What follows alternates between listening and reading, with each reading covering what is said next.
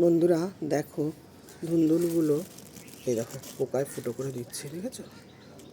ছোট অবস্থায় পোকা ফুটো করে, বড় হলে ফুটো করতে পারে না।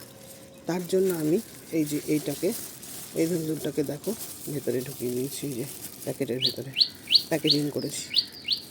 এই যে ভেতরে আরও কয়েকটা ধুন্দুলকে আমি করেছি, যেমন দেখো এইখানে একটা করেছি, প্যাকেটে ফুটো করে দিয়েছি যাতে হাওয়া ঢোকে, না হলে তো আবার বড় হবে না। এই যে দেখেছো, এই একটা করেছি, এখানে একটা করেছি,